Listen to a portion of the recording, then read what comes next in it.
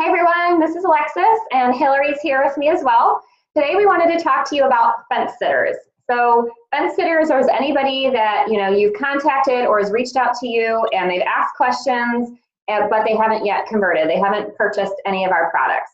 So usually people either reach out to you or you reach out to them and you start to have this great conversation and one of four things happen. One, they order, awesome, great. You move them into your process of getting them onboarded and getting them to take the product. But if they don't order right away, usually there's three other things that happen. One, they just flat out go into the witness protection program and they stop responding to you. And you're like, what happened? These people reached out to me. Two, they say they're going to order. This is awesome. I'm going to order tonight when I get home, but they don't. And then weeks go by, months go by, and they've never placed the order, even though they were super gung-ho and they were going to place the order. Or there's people that might keep asking questions and they kind of string you along. They like getting the attention. Yeah, no, keep asking me, keep checking back. I believe that in any of these situations, they're just not comfortable saying no. So your goal with any kind of fence sitter is to make sure, or anybody in general, any prospect, is to get a yes or no answer, because you need them to move faster. Most people, the statistics say, have already made the decision, honestly, before they've contacted you. It's really about, are you going to help close the deal or not? And so maybes are going to kill your momentum because they give you this warm, fuzzy feeling that you've got all these prospects out there. But in reality, you don't really have any warm leads. I would say if someone doesn't order within 2 weeks, and that's being generous, I would not consider them a warm lead. It doesn't mean you stop following up with them right away or anything like that, but you've got to be constantly making sure you've got brand new interested people in your funnel. Otherwise, your funnel will start to collapse on itself. So Hillary is going to talk to you a little bit about how can you get people to say yes or no, and how can you kind of get them to move to that decision point quicker. Hi, so 14 months doing this for me, and I have got all kinds. I mean, I've still got people that I'm talking to from when I first started. And also, I still have people that end up ordering 10, 11, 12 months after I've been talking to them. So, statistics show that sometimes it takes roughly 7 to 10 contacts with someone before they actually decide to jump on board and try your product. So personally, that could hold true with me. I watched Christina Mitty for 2.5 years before I decided to try the products, and it's one thing that I regret. But to be honest with you, it really wasn't on my radar until one particular day when I saw something that appealed to me. So I don't want people to get discouraged and think, no one's watching and nobody's out there and I'm sending messages and no one's responding and this person said they wanted to order and they haven't done it.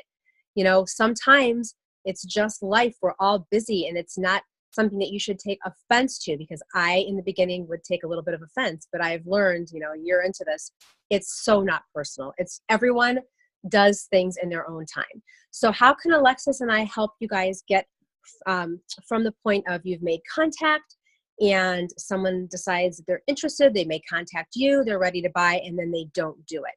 So, you have to be doing certain touching points with these people, but you have to really gauge how often. You don't want to be a nuisance. You don't want to irritate people. That will push them far, far away. So say someone has said, okay, I'm ready to order. And you say to them back, great. I'll be home tonight at such and such time. Can we make an appointment? I'll walk you through the ordering process. And they say, okay. And then that time rolls around and it's crickets.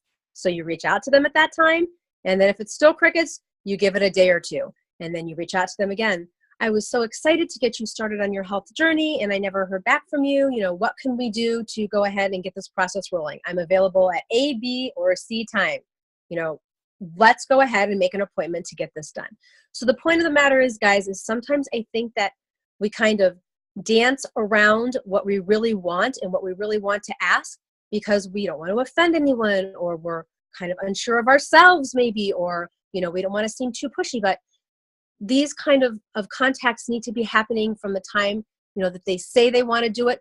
You've got to reach out. You've got to try and set up a time. If they don't meet that appointment, then 2 days later, reach out again and keep on kind of setting your reach out time back maybe And let's just do this for maybe a week or two. And then finally, let's get to the point where instead of just feeling warm and fuzzy, like we have a ton of contacts and a ton of people that are ready to buy and they're not really ready to buy, let's just ask the question. And I sometimes am guilty of this too, but let's just at some point say, look, I really, really am excited to get you started in your health journey. You told me A, B, C, and D, and I really feel that these products can help you. Maybe ask the question, what are your qualms about not moving forward, now? And they're going to say maybe a bunch of reasons.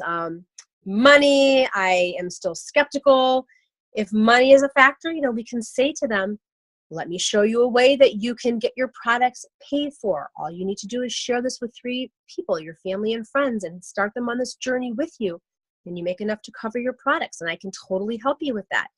And, oh, maybe, I haven't used the products yet. I am afraid to do that. I don't know how people will feel about that.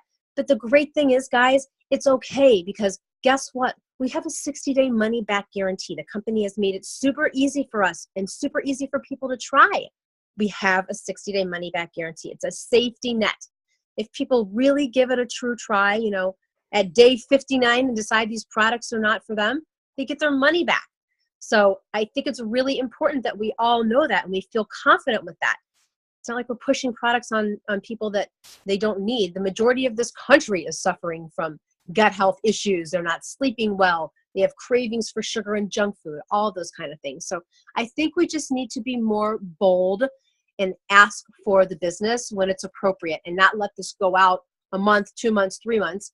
So we have this false sense of security that we actually have prospects, when we really don't. We need to be reaching out for new prospects and filling the funnel.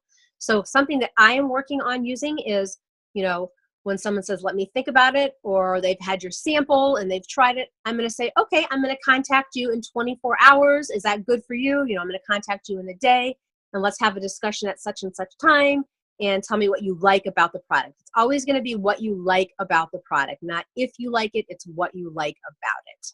And then, not to let this come on and linger on more than a few days. So I don't know if I've missed any key points, Alexis, but I think just the bottom line is we need to be more bold. We've got great products. They're backed by a 60-day money-back guarantee. There's no way that people can fail, No, it's great. At the end of the day, it's get a yes or no. You do not want a maybe. A no is fine too, because they're not interested and it doesn't mean they won't come around, but you've got to get them to make decisions. So I'm going to challenge everyone that's watching this call over the next few days. I want you to make a list from your Franks list of every single person you have that's a fence sitter. And I want you to reach out and I want you to try to get that yes or no. Get some action going. You'll be surprised. Sometimes people just need to be pushed to make that decision, and use the language that Hillary said. If you were interested, but for some reason I feel like something's holding you back, what do we need to talk through? What are you still feeling that's the barrier to you purchasing? Right. Use more user-friendly language, but really just make sure you push it, and let's do that. It's a challenge over the next couple days. Have a great day.